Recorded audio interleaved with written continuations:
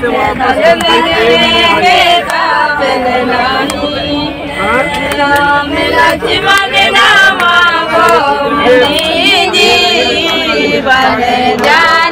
के काबिल नहीं है, नहीं है बने जाने के काबिल नहीं है। হ্যাঁ বন্ধুরা, এতক্ষণে যা শুনলেন সেটা হলো রামায়ণ পাঠ। আপনারা তো গীতা পাঠ শুনেছেন, কিন্তু শুনেছেন এরকম রামায়ণ পাঠ? খুবই ভালো লেগেছিল। আর শুনতে শুনতে আমরা চলে আসলাম অযোধ্যা জংশন।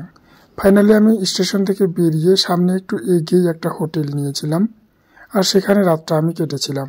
রাত কাটার পরে তারপরের দিন সকালবেলা খুব সকাল সকাল ঘুম থেকে উঠেই আমি টোটো ধরে চলে গেলাম সরয়ূ রিভার। যে নদীতে আমি যাচ্ছি সেই নদী রামায়ণ বেদ আমাদের গ্রন্থে অনেক উল্লেখিত আছে। যারা রামায়ণ দেখেছেন তারা এই নদীর নাম সবাই শুনেছেন। তো যাওয়ার পথে টোটো করে যাচ্ছিলাম, মোটামুটি 3 কিলোমিটার রাস্তা ছিল। তো যেতে যেতে খুব ভালো ভালো দৃশ্য দেখেছিলাম। যা দেখেছি তা আপনাদের সামনে তুলে ধরার চেষ্টা করলাম। হ্যাঁ, এই নদীর নাম হচ্ছে সরয়ূ রিভার। এই রিভারের মধ্যে অনেক ইতিহাস লুকিয়ে আছে, অনেক রামায়ণের গল্প আছে। মেনলি যখন আমাদের নরলোক ছেড়ে ভগবান রামচন্দ্র স্বর্গলোকে গেছিলেন, তখন ঠিক এই নদীতেই তিনি তার নরলোক ত্যাগ করে স্বর্গলোকের যাত্রায় গেছিলেন। তো কত সুন্দর একটা নদী, কত পবিত্র একটা নদী, যেখানে আমাদের অযোধ্যাতে আছে। তো আপনারা অযোধ্যা গেলে এখানে তো অবশ্যই স্নান করবেন, আর আমিও সেটাই করেছি। শুনেছি সেই নদী নাকি মানস সরোবর লেক থেকে উৎপন্ন হয়েছে, যা উত্তরপ্রদেশের লোকাল বাসিন্দাদের কাছে ঘাগরা নামেও পরিচিত এই নদীটি। পরবর্তীতে সরয়ূ নদী, যা অযোধ্যাবাসীর কাছে খুবই একটি পবিত্র নদী এবং আমাদের কাছেও।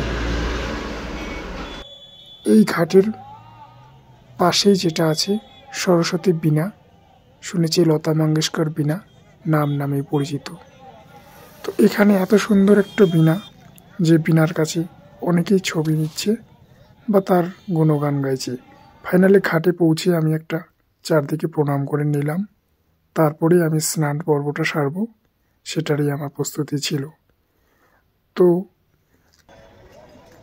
তার আগে ভাবলাম যে একটু নদীটা দেখিয়ে দিই। এই নদীর ঘাট আপনারা আসলে দেখবেন, ভিজিট করবেন, খুব ভালো লাগবে। অনেক বড় ঘাট। আমি যদিও একা ছিলাম তো পুরোটা ভিজিট করিনি। তারপর আমি গঙ্গা মাকে প্রণাম করে আমি নদীতে স্নানের জন্য নামলাম। আর একটু ঠান্ডা যদিও লাগছিল, কারণ তার আগের দিনেই আমি প্রয়াগে স্নান করেছিলাম। সেই রাতে ঠান্ডা ছিলই, তারপরে ওখানে গিয়েও একটু ঠান্ডা মনে হচ্ছিল। তবে সেই ঠান্ডা কোনো ব্যাপার না, যদি কারোর মানসিক শান্তি বিলাস করতে চায় তাহলে তো তাকে এইটুকু সহ্য করতেই হবে, তাই না? তো আমার খুব ভালো লেগেছিল। এটা ঠান্ডা সেরকম কোনো কিছুই নয়। তো আমি মোটামুটি 10টার দিকে স্নান করেছিলাম। তো এখানকার স্নান পর্ব সেরেই আমি তারপর হনুমানগিরি যে মন্দির, সেই মন্দিরের দিকেই রওনা দিয়েছিলাম। ফাইনালি এতটাই মন্দিরের কাছে ভিড় ছিল, আর মন্দিরের ওখানে ফটো তোলা নিষেধ ছিল, যার জন্য আমি ফটো তো তুলতে পারিনি। মন্দিরের একটা সাইড থেকে ফটো তোলা আছে, সেই ফটোটা আমি অ্যাড করেছিলাম। এখানে দেখুন আবার সেই রামলীলা গান গাইছেন, খুব সুন্দর লাগছিল। আমিও তাদের সঙ্গে গাইছিলাম, গাওয়ার চেষ্টা করেছিলাম। জানিও হয়তো আমার ভুল হয়েছে, বাট আমি চেষ্টা করেছিলাম। তো আমার এই লাইন শ্রী হনুমানগিরি যে মন্দির, সেখানে পুজো দেওয়ার পর কমপ্লিট হয়ে গেছিলো। আর এই হচ্ছে মন্দিরের ছবি। পুজো দেওয়ার পরেই আমি চলে গেলাম লাঞ্চ করতে। তো এখানে লাঞ্চে দেখেও আমি কি খেয়েছি।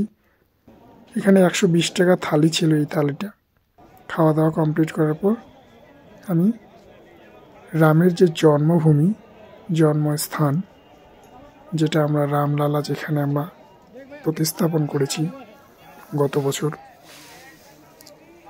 তো সেই জায়গা দেখার জন্যই আমি যাচ্ছি। আর সেখানে যেতে যেতে সীতারাম, রাম জয়ধ্বনি, এত কিছুই ছিল, এতটাই ছিল যে কিছু সময়ের জন্য হলেও তুমি সব কিছু ভুলে গিয়ে রামের চরণে তোমার মন পড়বেই পড়বে। তো আমারও সেটার ব্যতিক্রম হয়নি। সব কিছু ভুলে আমিও রাম দর্শনে লেগে পড়েছিলাম। ভগবান শ্রীরামের দর্শনে এত লোক ছিল, আর এখানকার এত কড়া নিরাপত্তা, এখানকার ব্যাগ, জুতো সব কিছুই আমাদেরকে আগে লকারে জমা করতে হয়েছে। আর অবশ্যই জমা করার আগে কত নাম্বার লকারে জমা করছেন সেই লকারটার নাম্বার মনে রাখবেন, না হলে পরবর্তীতে রিসিভ করার সময় আপনাদের সমস্যা হতে পারে। কারণ অনেকগুলো লকার ছিল। আর দেখিয়ে দিন এই তালিকাটা। যেহেতু আমি ফটো করতে পারিনি, তাই আমি স্ক্রিনশট এখানে দিয়ে দিয়েছি আপনাদের জন্য, যেন আপনাদের সুবিধা হয়। আর আরতির টাইমটাও আপনারা দেখে নেন। ফাইনালি ওখান থেকে আমি বেরিয়ে আমি আমার স্টেশনের দিকে রওনা দিয়েছি। আর পৌঁছেও গেছি অযোধ্যা ধাম জংশন স্টেশন, যেখান থেকে আমি ট্রেন ধরবো এবং আমি আমার বাড়ি পর্যন্ত পৌঁছাবো। তো আমার এই ভিডিওটা কেমন লাগলো অবশ্যই জানাবে।